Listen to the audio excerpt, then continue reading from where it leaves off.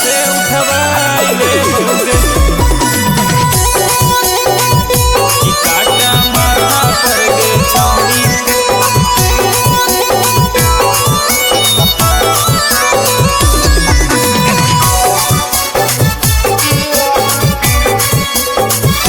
छौड़ी पुलिस थाना गे हकऊ हमर दीवाना गे, हमारा दुआरा पर रंगदारन के भिड़वा लगतौ रोजाना गे। सुन छौड़ी पुलिस थाना गे हकऊ हमर दीवाना गे, हमारा दुआरा पर रंगदारन के भिड़वा लगतौ रोजाना गे। तोर पापा के खजनवा लूटवाई ले घर से उठवाई ले बौगे कि काटा माथा पर गे छौड़ी सटवाई दे बौ घर से उठवाई ले बौगे। घर से उठवाई ले बौगे कि काटा माथा पर गे छौड़ी।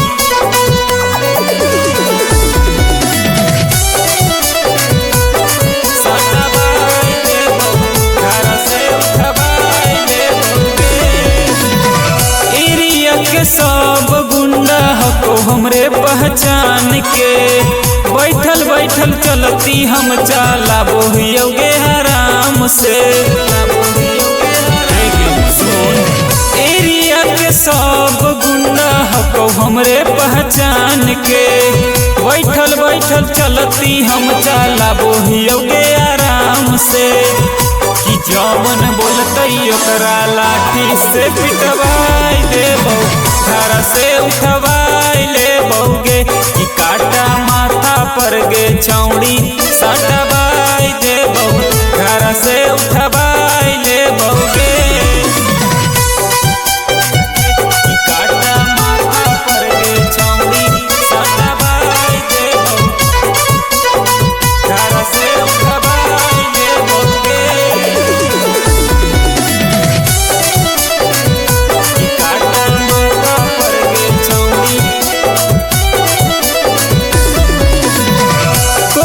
कचहरी हमरा आगे सब होतई फेल गे, मिल जैते खड़े खड़े जेलवे से बेल गे। हे गे सुनई कोर्ट कचहरी हमरा आगे सब होतई फेल गे, मिल जैते खड़े खड़े जेलवे से बेल गे।